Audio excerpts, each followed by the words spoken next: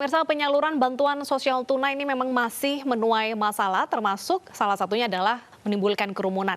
Dan kita akan berbincang dengan Bapak Haris, Senior VP Sales dan Marketing Financial Services PT Pos Indonesia, sekaligus Ketua Satgas Penyaluran Bantuan Sosial Tunai Pos Indonesia untuk mengetahui bagaimana penyalurannya dan apa sebenarnya masalah pada saat melakukan penyaluran ini. Sudah hadir di studio bersama kami Bapak Haris. Selamat siang, Pak Haris. Selamat siang, Mbak. Selamat Sehat selalu, Pak. Alhamdulillah, sehat, Mbak. Oke, Pak, kalau kita lihat tadi informasi banyak sekali menimbulkan kerumunan. Sebenarnya apa saja kendala yang ditemukan di lapangan dalam pendistribusian bantuan sosial ini, Pak? Baik, Mbak, dan pemirsa News TV yang berbahagia. Sebenarnya tidak ada kendala yang berarti, Mbak, dalam penyaluran BST ini.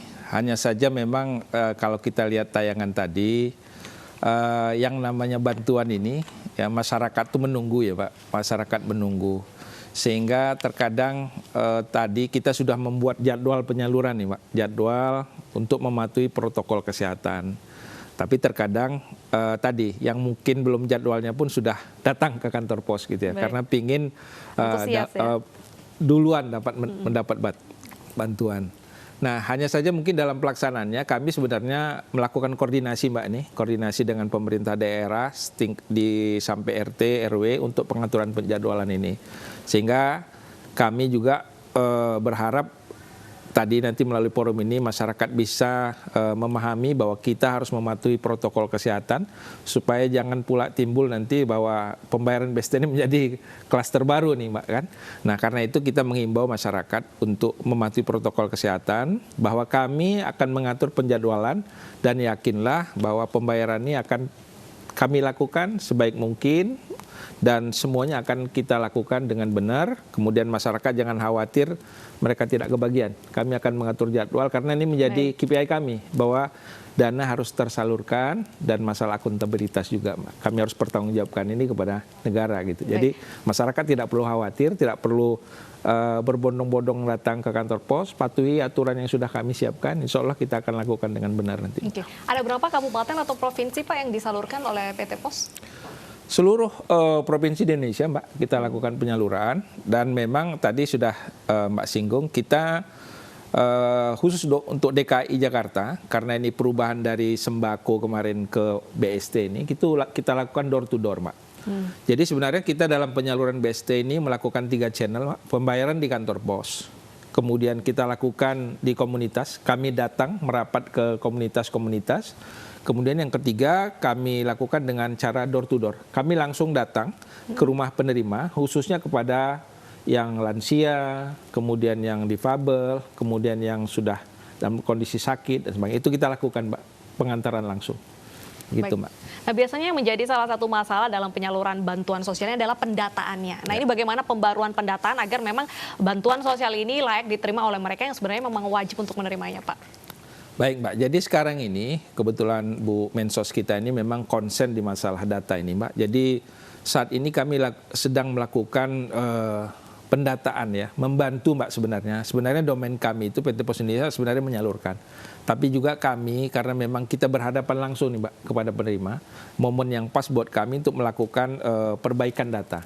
Jadi kami menerima data invalid NIK, nah oleh kita lakukan pendataan ulang. Jadi tim kami Mbak di seluruh Indonesia, kita menerima misalnya kemarin ada 68.400 NIK yang invalid. Nah ini kami lakukan pencocokan Mbak. Tim kami datang ke rumah warga penerima ini, karena ini sudah dibayarkan Mbak.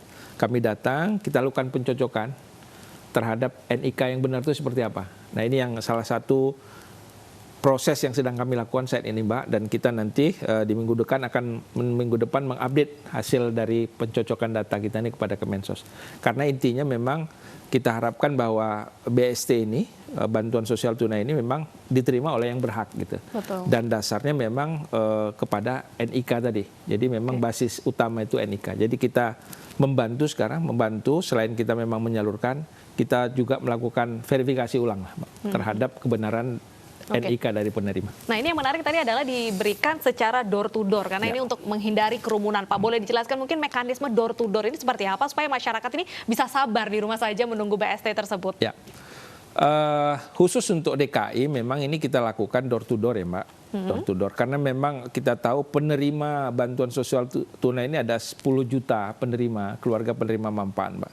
Jadi di sisi lain kita juga memang berkejaran dengan waktu nih Mbak.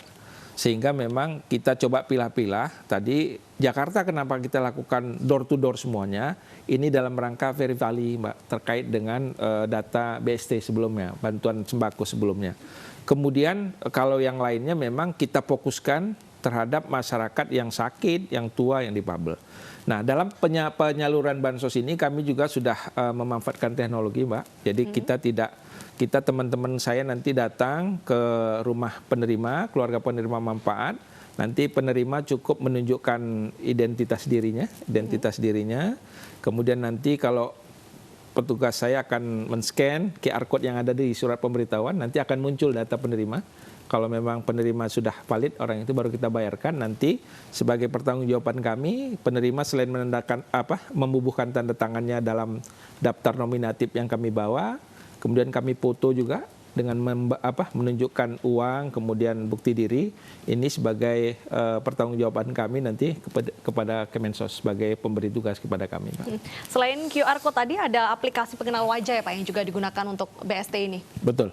Betul Mbak, jadi kita mulai tahun ini, kita rencanakan kita akan menerapkan yang namanya face recognition.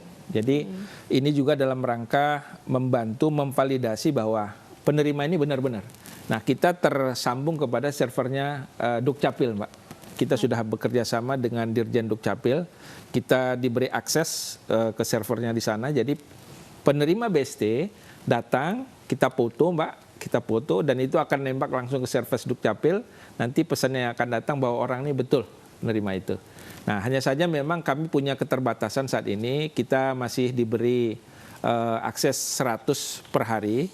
Sedang kita siapkan nih Mbak, server untuk bisa, karena memang PT Pos Indonesia itu dalam satu hari bisa melakukan pembayaran sampai 1.300.000 Mbak. Nah ini sedang kita siapkan server, mudah-mudahan di awal bulan depan ini kita sudah bisa di seluruh Indonesia. Sekarang ini baru untuk Jakarta Mbak. Baik, berarti memang pendataan sudah dikuatkan dari PT Pos sendiri. Yang menjadi pertanyaan adalah bagaimana perhatian dari PT Pos sendiri kepada tenaga yang memang door to door tadi Pak memberikan bantuan pendampingan yang mana pada petugas-petugas PT Pos.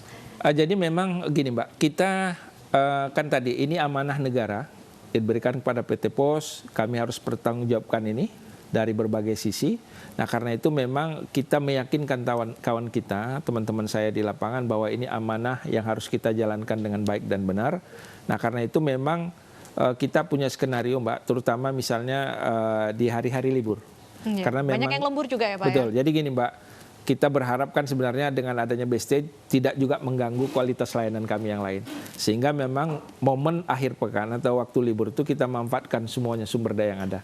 Dan sebagai apresiasinya mungkin tadi kita berikan lembur buat kawan-kawan kita untuk ya tadi mereka di saat libur harus bekerja gitu, kita harus apresiasi itu. Gitu, jadi Mbak. biar ada semangat juga pada petugasnya dan warga juga diimbau untuk tenang karena BST ini disalurkan door to door, lalu juga pendataannya sudah dijamin oleh PT Pos Indonesia. Terima kasih sudah hadir Pak Haris di iNews Siang, Ketua Satgas Penyaluran Bantuan Sosial Tunai Pos Indonesia. Semoga penyaluran ini nanti bermanfaat bagi masyarakat Indonesia. Amin.